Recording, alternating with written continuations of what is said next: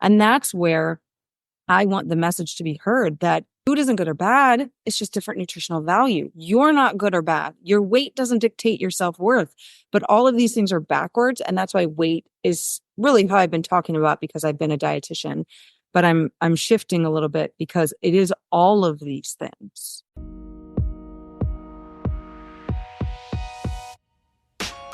Hello, welcome to Monetizing Mompreneurs podcast, where I take you behind the scenes with industry leaders, entrepreneurs, moms, working professionals, and amazing people pursuing their passions and going for their dreams. And I'm your host, Linda Mendable. Ready to binge some of your favorite speakers? Well, this 25th to the 27th, join us at the Micro Audio Summit. It's a virtual event.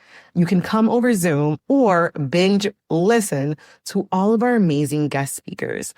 And not only that, we have also a free bundle available. So once you grab your free ticket, you'll also get all of the perks of the free bundle. So each of our speakers have submitted incredible resources. Now, we also have a VIP ticket, and that's even better because right now it's early bird. So get your VIP ticket, or get your free ticket. Either way, you're going to win. You're going to love each and every single submission, each and every single bundle item. It's going to blow your mind on how it will grow your business as a mompreneur. Of course, we're strapped for time. So if we can invest in systems that actually work, why not get it from the professionals themselves? So join us for the virtual event happening 25th to the 27th, or grab the VIP bundle and get all of the free bundle perks, the replays, and as well as each speaker's segment. I mean, what is there to lose, right? There's nothing here but to gain.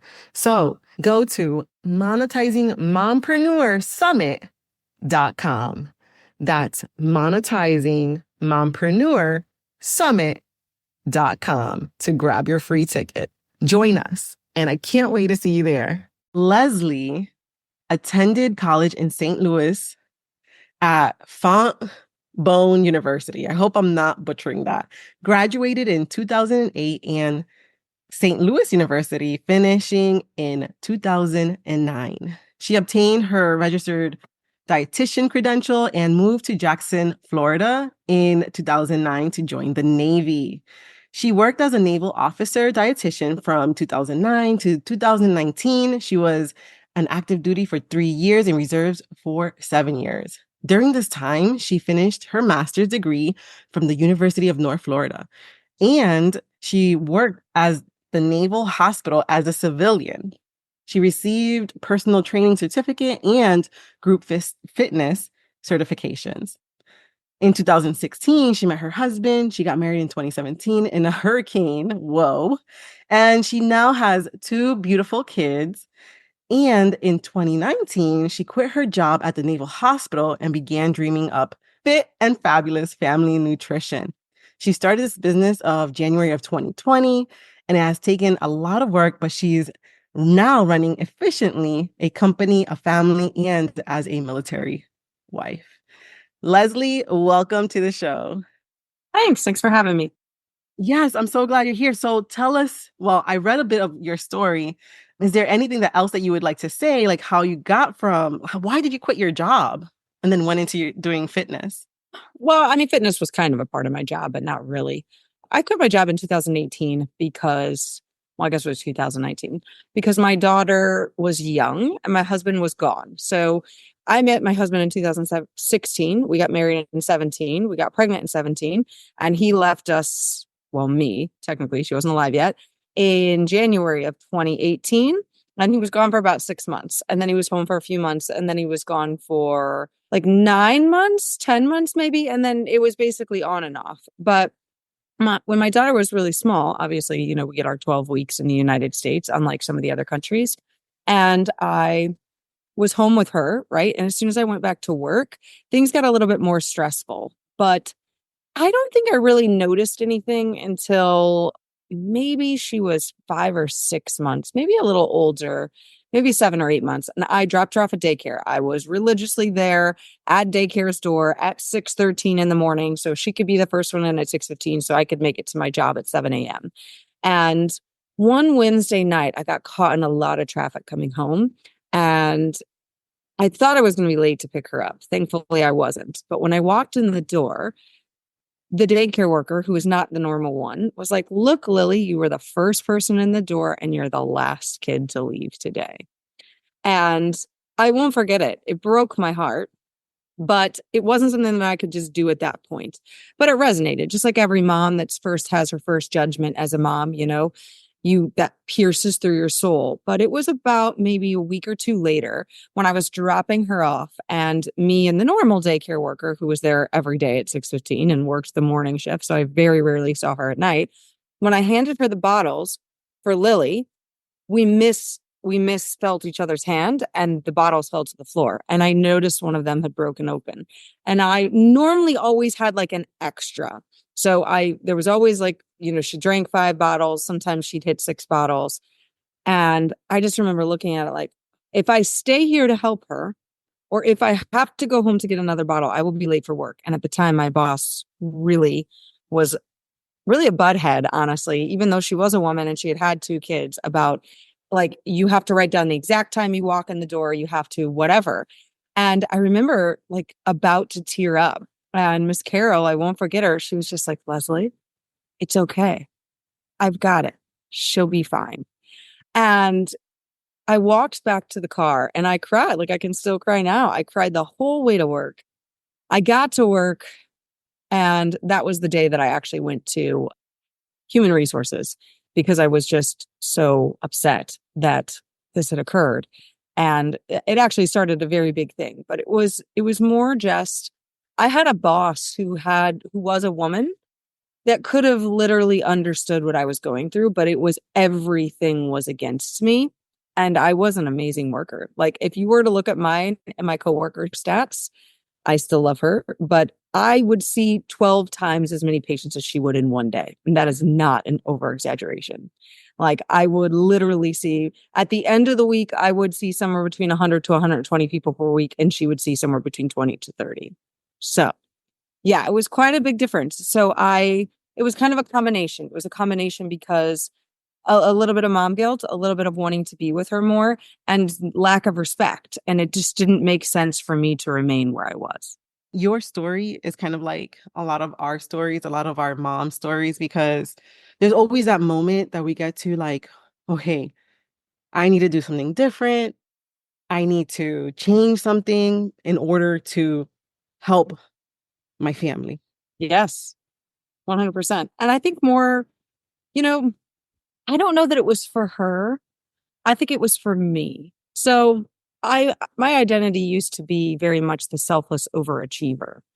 And I did that in my career until I had her. So, I mean, I became a dietitian in 2009. I joined the Navy in 2009, and I gave my all in my career in the Navy, in my career in my other job, in my career when I went back to the Navy as a civilian. I was they relied on me, and the men, when the men were above me, they didn't mind that, like, Leslie left 20 minutes early today because everything is literally done and there's absolutely no reason for her to stay. She saw 45 clients today. There's no reason for us to like hound her with these few minutes. And so I was respected. There was a mutual respect. And once I had Lily, I realized how many different buckets I had had open and how much I cared about what everything and everyone else thought of me. And that inner judgment I was giving myself and my inner critic and my inner victim was really at play. And so part of me, yes, when the woman said that to me about first one here and last one to leave, I took it as mom shame. Yeah, But right. I accepted the shame. Okay. I didn't have to accept the shame. I took the shame. And I think truthfully, when I gave up my job, I did it, yes, because I wanted to be with her. I wanted to have the time with her. But I think I also did it because it was the beginning move of me stopping this identity of being the selfless overachiever, looking good on a piece of paper. Ooh, look at her certificates. Ooh, look at her education. Ooh, look at how well she does at her job. Ooh, look at this. And prior to having her, and even when I went back to work, I was still that person. But when the woman above me, the boss of mine, changed and she did not like me, I was no longer the selfless overachiever. I was still not doing enough for her. And that's why I think that I really changed what I did, because it broke me from it was probably the first step in breaking that. Wow. I mean, I'm literally out here putting everybody else's oxygen masks on the airplane before I'm putting mine on, and you're not even recognizing that. Did you feel like you were sacrificing like your time with your daughter for, for like this job and for people that, because she wasn't really appreciating what you were bringing to the table? Did you feel like you were kind of like sacrificing you in that sense? Sacrificing me, yes. I don't mind being a stay-at-home mom as well. Like I could call myself anything at this moment. I could be called a stay-at-home mom because I don't go anywhere to work. I work in an office right outside of my home, right? So technically that makes me a stay-at-home mom, right? I could say that I've been an entrepreneur that makes a lot of money. I can say I've been an entrepreneur that was getting started. I could say I've been an entrepreneur like what the heck is going on in my business, right? I could say all of those things. I think, truthfully, yes, I wanted more time with my daughter. But I think I also knew then that if I had remained, I would keep the identity of this selfless overachiever. And it was something I didn't want her to have. I don't want her to people please. I want her to be solidified in herself. And that's why when my daughter says no to people and the other little girl gets upset, obviously me and the moms have had conversations, but when my daughter says, should I feel bad? And I say no, because you chose what you needed to do for yourself. And that is always most important. But it doesn't mean you can't say to her, I'm sorry I hurt your feelings, but I had to choose the way that was best for me. And there should be no guilt or shame there. But I was choosing the job based on an identity of myself. I have to work. Working is a part of what I do. No one really in my long line of people was just a stay-at-home mom. My grandma, I think, technically was, but she had 5 kids and she did a couple of things for my grandpa's business at the time, from what I understand. And I think she also worked in a bakery or something. So it was just kind of like a give or a take, depending on how old the kids were or whatever. So it was like hodgepodge of things. So I don't know if she ever identified as a stay-at-home mom, but no one else in our family really ever had. So it was definitely a big step of everyone in my family will judge me because I'm now just. Wow, that's deep. And I love the self-awareness, because we all have those moments that things hit us so hard or break our hearts. And in that breaking, we can either decide to woe is me and continue the pity party, right? Or we can rise up and do what we need to do in order to change the situation. And I really love how you decided, like, hold up, what am I doing here? What's in it for me, pretty much, and how can I make things better, right? So then what happened after that? Like, you took the steps to move forward. How did that look? You went to HR, you put in your letter of resignation. How did that feel? Were you still brokenhearted? Because there was a lot of identity shifts, right? That you were going through from your parents, or your family, and the women in your family. Now you're making a decision that kind of contradicts what you know, but why did you feel like that was the best step for you? I would love to say it was at that moment that I knew what I was doing, but it truthfully wasn't. And I feel sometimes that that's it. And then we as women, as moms, wind up in a more shame and guilt trail. But meanwhile, to the outside world, they think we're still the same, right? I still look the same. I still act the same. I still do the same. I still am the same. You still see me achieving just in a different way the same. But meanwhile, as I said, like today on my Facebook post, which was, you feel like you're standing in the crowded room screaming at the top of your lungs and nobody's listening, or you literally feel like you're the secondary character in your own life. And I really think that that's what happened first. So I had gone to HR. We came up with a different schedule for me. We created something different. It didn't get any better. Her judgments got worse. And that's when my coworker actually put in her retirement. And I was like, man, my coworker and I didn't get along for the longest time. But once she came in, we started to actually get along because of what was going on. And I just thought, I don't know that I want to do this anymore. I want to run my own life. And I actually got a different job that I literally created for myself. I called a company I used to work for. I was like, I need a job. They were like, well, this is open. I had the job in less than 48 hours with a salary that I wanted. And it was wonderful until it wasn't.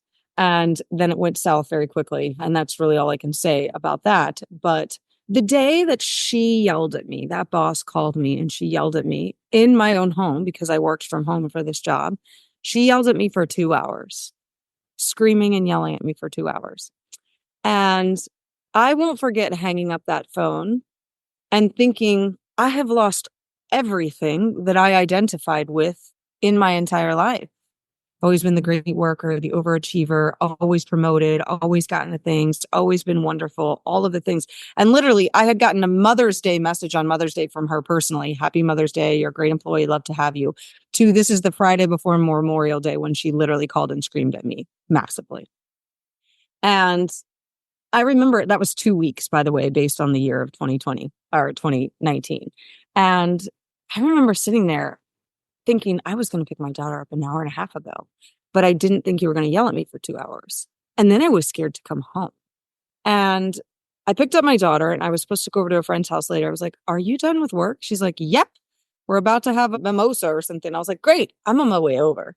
And I didn't go home until my husband came home that night. I was scared to go to my own home because of how it felt.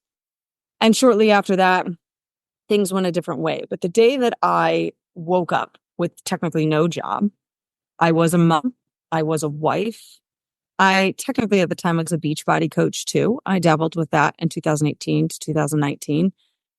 And I remember the alarm going off in the morning and me thinking, I actually don't have a reason to get up. There's literally nothing on the to-do list. But my husband was there. And I remember thinking, but if I do that, then I don't look like the person I used to look like. I have to keep achieving. So I got up and I worked out. And it was during my workout that I had decided I'm going to be the best stay-at-home wife. I'm going to make a lot of money in Beachbody, which I never did achieve. That's okay. Not upset about that at all. Beachbody propelled me into what I do now, which I'm very thankful for. I still love Beachbody, but it propelled me because I was sitting there and I was like, okay, I'm going to be the best Beachbody coach. I'm going to make this work. I'm going to make my house so radically clean and make it so my husband has to do absolutely nothing. I even remember like at that point, he was still like taking off his socks and leaving them in the middle of the floor. And I would be like, I started to do it. I didn't even make him put away his socks anymore. I took everything in and made it so he would come home to what looked like, a home in the white picket fence, like we all think of. And did I really become selfless even more then? But I didn't really see that. I did everything for everybody. I was always there for everyone. I listened to everybody. I did so much. Like if I think about all the crazy amount of work I did for Beachbody at the time, I couldn't even tell you. But I didn't want to present to anybody how I felt on the inside. And that was awful. I had so much shame for my husband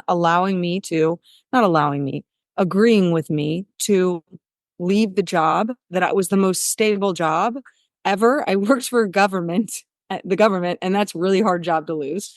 Like you don't quit government jobs is what I was raised learning. And I quit the most stable job. I lost the job. And now I wasn't making the income I was before. And my identity was we work, we make money, we do this, right?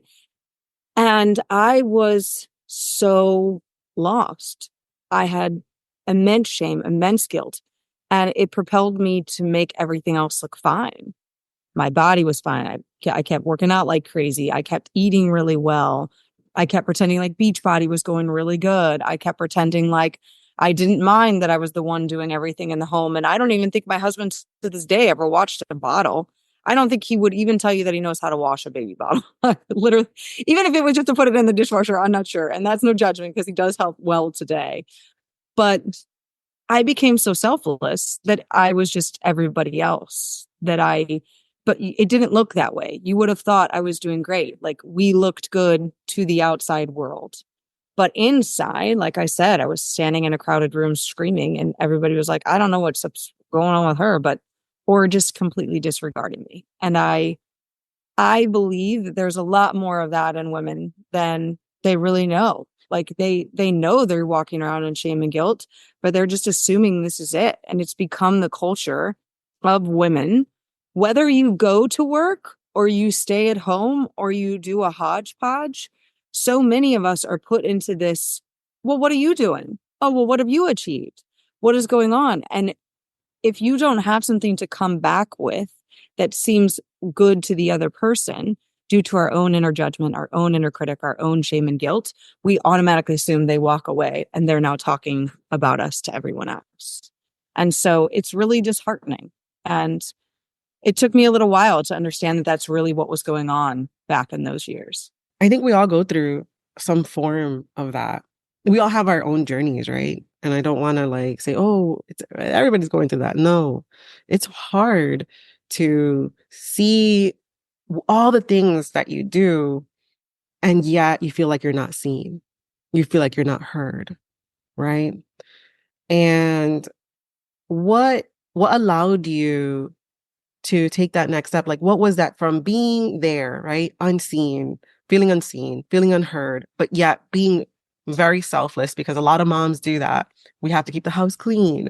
We have to be that perfect wife. We have to do all these things. And we create castles in the sky, right? We create like this illusion of reality and we don't really see what's real.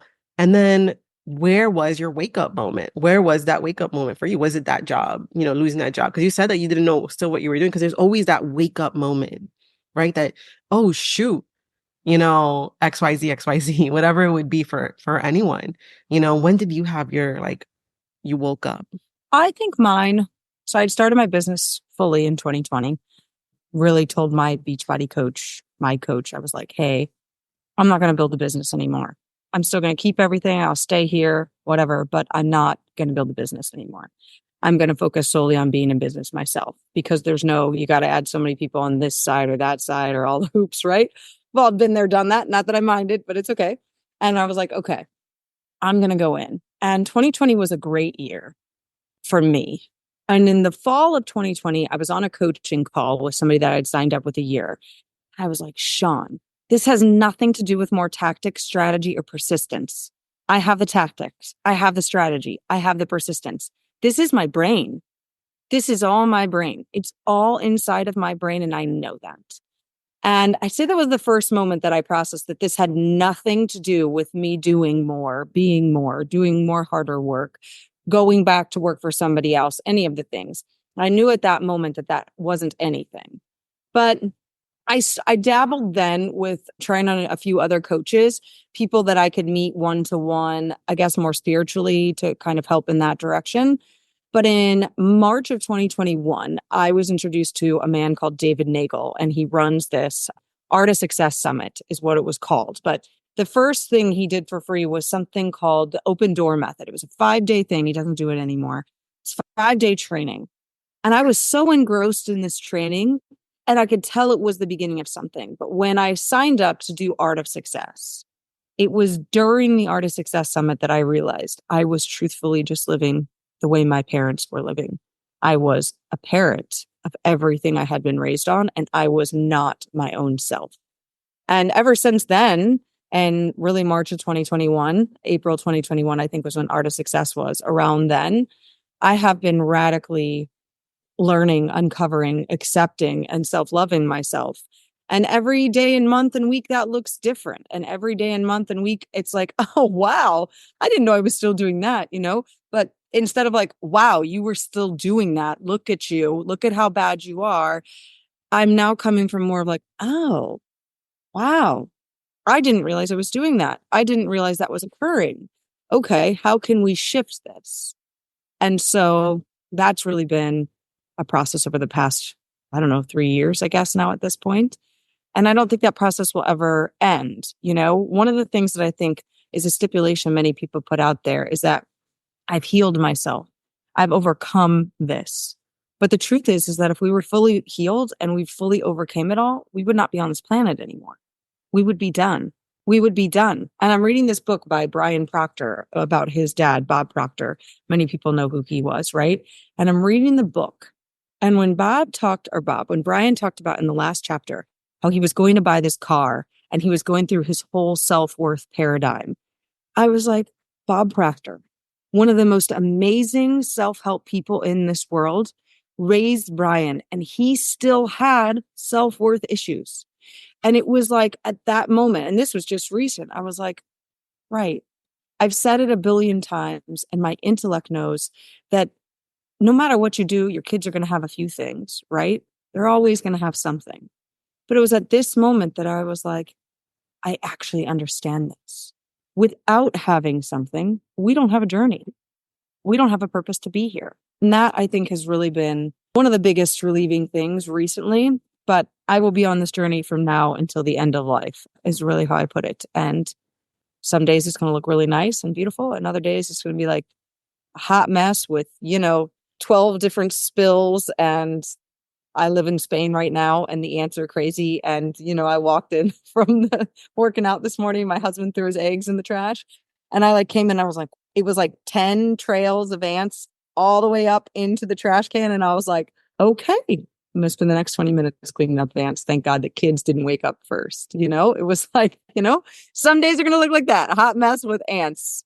And yeah, I feel like that's a good way to put it. Yeah, I like that. I like that perception and that sometimes things don't go the way that we want it to, but that doesn't mean that there's not something to learn in each moment, right? And so we're constantly learning, we're constantly evolving.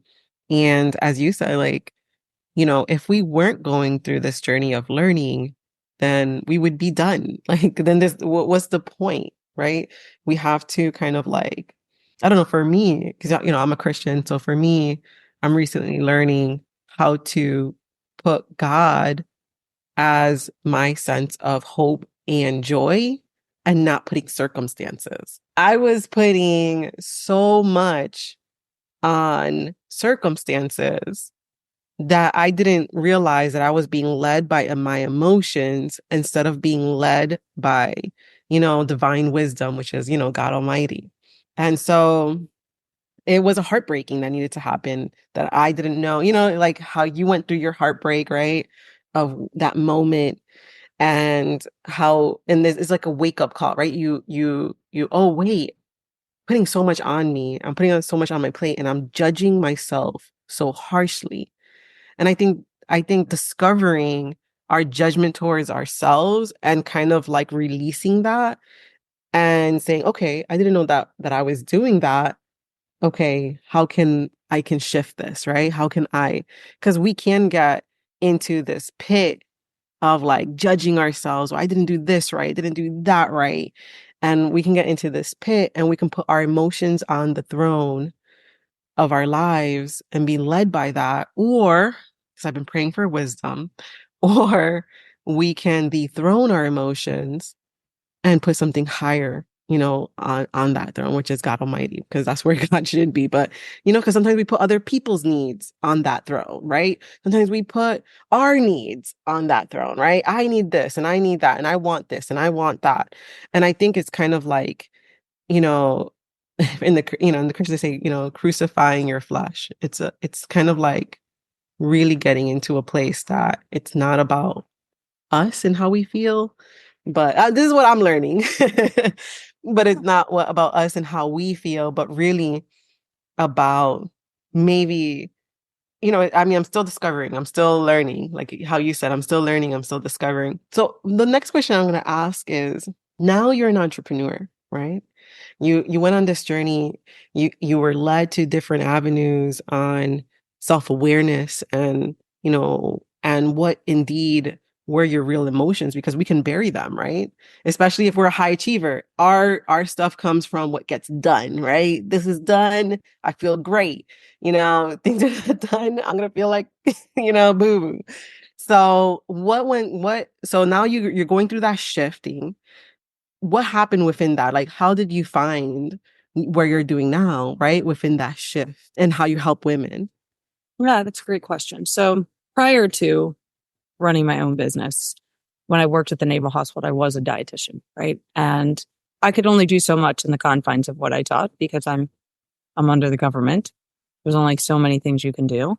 And I saw this huge need, mostly from women who I felt like were me. And they would show up and be like, I need to lose weight. My husband's deployed. I'm extremely sad. My kids have these things that they need. How do I put this all together? But I can only educate her. I'm not allowed to educate on the children. I'm not allowed to educate on those pieces. And I'm certainly not a therapist. However, through time, I find that when women come to me and they're like, I want to lose 20 pounds. I need to lose this weight. I need to have this. I need this. I would feel so much better if I were 30 pounds down or 50 pounds down or whatever. The truth is, it's not about the number on the scale because we can all follow a plan and we can all achieve it. There is nothing that says that we can't. Okay. We all know it because if we graduated from school, we all followed something, we all achieved it, we all passed. Okay. And that's all a diet is. It's a piece of paper. Eat this, not that. Here's your to-do list. Exercise now, do these things, whatever. Everything is external. In any nutrition, dietetic, anything out there, everybody is giving you something external, and it is not external. It comes from within. Everything that happens inside your body. What happens to your food happens after you swallow. What happens inside with your muscles happens all subconsciously. You have no control until you do have the right control. And through learning my own, I had unconsciously, competently achieved my body this way before I, quote unquote, woke up, as you say, right? So I had been doing this. It's just then once I learned, I was like, wow, I have been doing all of this in the way that I have been. And then it was like, okay, now I have to make this into a program to get this to other women because weight loss is easy, because health is easy, because releasing the shame and guilt in your body that's keeping your cortisol high is easy, because actually loving yourself will help you to lose weight as effortlessly as you take your bra off at night, like I used to say. It is really easy when you come from it from the truth of the principles, not from the give me the tactic, show me the way, label the food good, label the food bad, label the food eat, label the food don't eat. Tell me. If you tell me, I will do it. Yes, you will, to a point, and then you'll stop. Just like every single one of us. We'll do it to a point, and then we want to stop. We always want to stop because then we're choosing between the life or the body. We're choosing between the health and what we really want to do. We're choosing between, okay, I understand that ice cream's bad for me and it's not welcome on this diet, but my children want to go get ice cream. It is my absolute favorite place, and I just want to have fun with them. So then I do this. And then what pops back up is the shame factor because I did what was wrong on the diet. And then I make this even worse because I've doubled and tripled my shame. I've increased the cortisol in my body. That ice cream literally makes me look like I gained 5 pounds in a day. So of course I weigh myself to increase the shame, to increase the guilt, to increase the reasons to hate myself because I have to suck at life because I'm a selfless overachiever. And so if I actually believed that it was okay for me to eat the ice cream, if I actually believed it was okay for me to have fun with my family, I would never choose the to-do list. I would never choose that ice cream is on the bad list. I would choose that ice cream is just a food with a different nutritional value than an apple or than a plate of broccoli, chicken, and brown rice. It's just a different nutritional value. It is not a good or a bad food, but I must label it good or bad. And I must give myself the shame and guilt because that's how I was taught. And that's where the biggest kicker comes in. And that's where you learn, as most women, if you talk to 90% of women right now, somebody would either say, I want to lose weight or gain weight. Very few women would be like, I'm completely happy with my body. Very few women. But you could talk to men and they're like, yeah, I'm pretty happy with my body. I could probably do something. I could cut out the soda and maybe lose the 5 pounds I need to lose, but meh, whatever. Right? Men have a much higher rate of not having that than women. Why do women have it? Because we are taught to selflessly overachieve. We're taught weight loss is another thing on the list. We're raised with mothers who do it. We're raised now with mothers who post it on social media. My befores and afters. Come follow me. Come do these things. We're raised with mothers that are following these crazy elimination diets. We now have a new total eating disorder called orthorexia, which is where you're so scared to eat food that you don't know where it's grown from, that you refuse to eat out, dine out, etc. We have moms, and this is not a judgment by any ways, that are teaching their kids how bad sugar is for them. But inevitably, we all go to college. We all eat the sugar. We all enjoy our life. And now the moment we do, because we learned and we're ingrained with how bad sugar it is for us, we will make the compounding effects of sugar worse for us. And that's where I want the message to be heard that food isn't good or bad. It's just different nutritional value. You're not good or bad. Your weight doesn't dictate your self-worth, but all of these things are backwards. And that's why weight is really how I've been talking about, because I've been a dietitian, but I'm shifting a little bit because it is all of these things. If you're selflessly doing all of these things and your house looks like you don't live in it, believe me, I totally understand the thought process. I don't want my house to look like I live in it. This is a sign of why you still have this weight thing over there. And if you handled this, the weight would fall off as effortlessly as your bra does. And that's why I got on this path and how I use what I teach. That was really deep, to be honest, because, you know, we go through these seasons. Like, I don't know, for me, I go through seasons. Like right now, everything is done in my house. Everything is clean. Doesn't look like I'm living in it. And I do have the weight on me, you know, which is going down. But I want to go a little bit deeper into the conversation of the shame and the guilt and what we can do, you know, as women. How can we look at food or look at our wants and needs in a way that that we're not shaming ourselves, because we all want a better life, right? I'm sure there's women listening to this podcast episode, and there's maybe an area in their life that they're heartbroken in, right? Or going through a trial in. And how can they move past that? Because it seems like you know how to move past, you know, those situations that are hard, right? We're judging ourselves harshly. We believe people are judging us harshly, right? And then how did you let that go? Like, how can we let that judgment of ourselves and that shame go? And that will help us to lose weight that we want or gain it. Yeah. So there's quite a few tools I teach. So I want to give the most easy one so you can begin to see results. But I do believe it's a path, that it is a combination of furthering the forgiveness piece on you. There's many steps to it, I think. Now, it can be a one and done when it's something very simple. But because you're talking about this, and you mentioned Christian, when I was born and raised, I was Catholic. Okay. If you ask me, technically I'm still Catholic, but I remember my second grade year when we go to confession. And I remember learning about confession. I remember the week that we were going to go to confession. And I remember thinking about, okay, what am I going to tell the priest, blah, blah, blah. But the last thing that my second grade teacher said that day when we left was, you have been a sinner for 8 years. Don't tell me you have nothing to say to the priest when you get here tonight. You have plenty. And I held that in my body. I left school at 3 p.m. with that in my body. I kept thinking about it. I think probably at 7 o'clock at night is when we probably had to be back for our confessions. And I remember sitting in the pew for my first confession, like, okay, I hope I get it all. I hope I write it all down. I've been a sinner for 8 years. I hope I do it, blah, blah, blah. And then it was like, if you're familiar with the Catholic Church, it's like, do you kneel or do you sit or do you show them who you are, or do you kneel because it's more reverent? And, I'm going through all the things. I'm 8 years old, no clue, lots of shame, lots of guilt building. And I remember what he told me. He said, okay, your sins are forgiven. Go back to the pew and say 5 acts of contrition and you will be healed. And I remember finishing my acts of contrition and being like, I don't feel any different. I feel the same. I have all this shame. I have all this guilt. I'm not good enough. Oh my God, I didn't do it right. I'm still a sinner. I still suck. But I couldn't admit it out loud because I didn't want to admit that I was still a sinner. So I uncovered this, I don't know, maybe 6 months ago. And I was like, wow, oh my gosh. Like I totally remember this memory as I go through things, and you'll go through things. And, I've dealt with things since I was 3, 5, 10, 15, so on and so forth. And this was when I was 8. So everything comes back at different layers is truthfully how I believe. And as this popped up, I was like, I have to forgive myself because I never needed the priest to forgive me. I had to forgive me, but I had to start with forgiving my second grade teacher for putting it that way. So I forgave her for putting it that way. I gave her back what she had felt about sinners. And then I came and I accepted myself.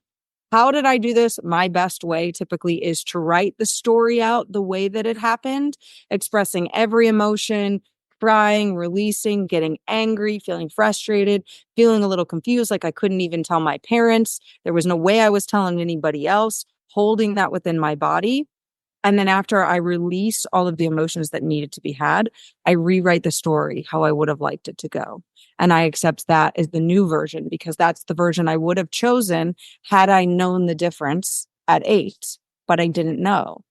But my inner child, so to speak, had to get all those emotions out. She had to express all that. And then she had to accept a new way. And that's the rewrite in my story. I didn't change the second grade teacher. I didn't change the priest. I didn't change that I was Catholic.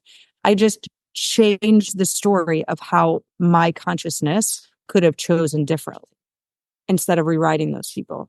I don't want to rewrite people out of my life or change any of the characters. I just want to be at the conscious level I am now, then, if that makes sense. Yeah, I mean, yeah, forgiveness is a big thing, you know. I mean, I didn't grow up in the church and so I don't really know about kind of like the religion aspects of things and how that can impact because there's things that happen that can really impact us. But I do know that no matter what, because this is how I feel because Jesus died at the cross and everything, all of my sins have been in the future from that. You get what I'm saying? Like all of it. So I'm forgiven no matter what. But there's these moments that we do have to forgive ourselves, right? It says, judge not so you don't be judged. Basically, sometimes we are putting so much judgment on ourselves that we're not released from that judgment, right? So we have to kind of like release ourselves from judgment on ourselves. And we have to forgive ourselves. I do believe that. Whenever I have these thoughts of my past come up, whenever I have mistakes come up, the first thing that I lead with is I forgive them. I forgive, I forgive, I forgive. Because sometimes when we go in a little bit too deep on like, oh, and this and that and this, we lose what maybe that moment was for, and it was for forgiveness. It's just forgiving and releasing and allowing God to deal with it. Like, God, you said the battle's not mine, it's yours. I'm gonna give you this. Right. And knowing that we are, loved in every area, in every situation, and every moment, even in our ugliest, we are still loved, right? I think that's how I've taken, I've taken Jesus' love for me. Like I wouldn't even be here if it wasn't for Jesus, to be honest. I would be probably dead. That's how Jesus like literally saved me. I don't believe because I grew up in the church or because no, it's because Jesus literally saved me. But there's a lot of learning in that. Yeah, yeah, amen. There's a lot of learning in that, and I'm still walking and I'm still learning. And I think when we come to a point that we're brokenhearted or things don't go our way or we actually like realize certain things that we were kind of doing, we have to forgive ourselves. Like you were talking about, we have to. Yeah. We can't see things good or bad because once we do that, that's when shame can come in, right? And when it comes to food, that's when shame can come in and stuff like that. So we have to release those things. Now, in that journey, when you're helping these women, do you teach them about how do you teach them how do you go about food? Do you say, hey, it's not neither do you tell them it's not neither good or bad? Or do you give them a list or how does that work? So I use a really unique mechanism that I call digestion codes, which is really 4 different pieces. And I won't get into depth about those things. But for a tangible tip for your audience to listen to, yes, that's the first place to start. Food is not good or bad. Food is not good or bad. Food is not going to cause harm. If you were to literally go through and label everything, I can guarantee you we could link everything to cancer and we could link everything not to cancer. The truth of the matter is that food is what it is you say it is. So if you change your attitude towards food and express that food has just different levels of nutritive value, there's different levels of nutrition in each thing, and accepted that, that would be the biggest key. Now that comes with you releasing the shame from eating a food. So many women are like, well, that's easier said than done. There are many steps in that. They're very easy. We overcomplicate it. So if you just started by telling yourself every single day, everything I'm eating is nutritious for me. Everything has a nutritional reason why I'm eating it or drinking it. And you came from it from that angle, you will switch your perception and you will get different results. I love that. I love that. I mean, I didn't even know that I was putting food kind of like on this good or bad. Because I have been like rice bad, you know, pasta bad, carbs bad, right? And then all you do is drink protein shakes. But but I know that's not the way to live. Okay, so how can we start like moving towards, so I know we're looking at a positive attitude now. Nothing is good or bad. It's just different the nutritional value. Now, where does it come with working out, right? How can we make it a habit instead of like we do it, right? We do the to-do list and then boom, we fall off. Like how can we really like make it a habit for ourselves? Stop telling yourself you have to do it. We're coming at it from the perspective that it has to be done in order to achieve the goal. Who said that that was true? If that were true, why do we have skinny people that don't work out? So it comes from the angle of I use a different technique based on each person's design and their type of how I would ask them the question so their higher self could get to the knowledge of exactly how often they want to work out and what they want to do. You can arrive at it. I actually just created a YouTube. It'll be out next week with a client of mine on that, where she went from, I have to work out. Well, I have to work out 3 times, but then is 3 times enough? Do I need to go to 6 times? If it's 6 times, then how do I know? And like I told her, she became so overwhelmed in that moment that her brain just went, stop, we're going to do nothing because I can't make a decision. Whereas if you just started with what your gut told you at first, my gut says, gut, should we work out? Yeah. Now, some people don't have a gut response. So there is this. But let's say my gut response is like, should we work out? Yes. How often should we work out? I don't know. Should I work out today? Yeah. Should I work out tomorrow? No. Should I start this program that's 3 days a week? Yes. Okay. If you started from the angle of being able to ask your internal self and knowing that you were in alignment with yourself, you'll get a whole lot further than if you follow someone else's plan. Yeah, because sometimes we're not even aware of what we're feeling, right? We're not even aware of how we feel about things or, until we like, hey, what should I do? I do that sometimes too, like with food. Am I hungry? No. Am I thirsty? Yes. But Yeah. yeah, I totally get that. Yeah. Leslie, where can people find you? Right now, I'm on Facebook as Leslie Fiala Urbis. I have a YouTube channel also called Leslie Urbis, or you can join my Facebook group called Digestion Codes with Wholeness Health and get more free information there. Amen. Thank you so much for your knowledge and wisdom. Yeah, thank you. Thank you for having me. This has been a blast. Thank you so much for tuning in. If you have a chance, stop by the website at lindamendable.com and join us over at Monetizing Mompreneurs Facebook group. I just want to say again, thank you for listening. Thank you for listening. Thank you for listening.